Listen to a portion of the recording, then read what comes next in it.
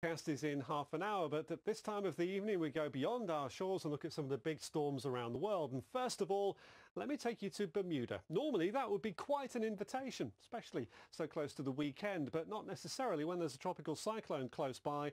Carl, close by for Saturday, moving away as the weekend goes on, may become a hurricane as it begins to pull away from Bermuda, but of course there will be impacts here from strong winds and 25 to 75 millimetres of rain. But yes, it is moving away later in the weekend, but then it's heading across the Atlantic. Potential impacts on the UK next week. More about that in half an hour. Now let's take you to the Pacific and show you this area of cloud. It is another developing typhoon. It is a tropical storm expected to strengthen to a typhoon.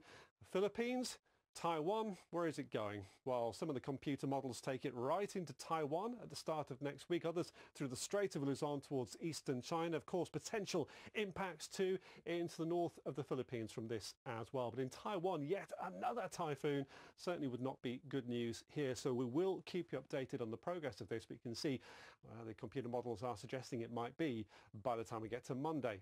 And now to scenes of flooding from Australia in New South Wales. There are parts of the east and southeast of Australia that have had more than 3 times their September average rainfall so far this month.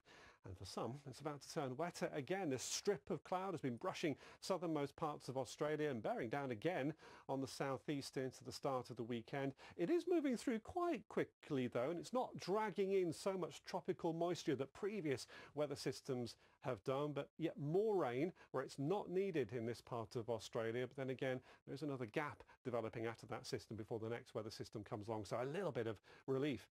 On to North America now, and this area of cloud is quite a powerful area of low pressure, producing quite a lot of rain. Mountain snow to the Rockies, the states adjacent to that as well, Montana, Wyoming, Colorado.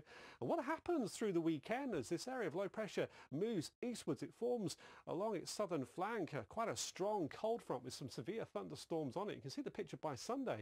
It has these storms from Ontario through the Great Lakes down towards Texas, and this will continue to march eastwards over the next few days. So this may well be quite a big weather troublemaker in terms of disruption to travel, but potential impacts from strong winds, hail and of course heavy rain. Now the picture in Europe for the weekend, that's high pressure the further south you are, but low pressure the further north.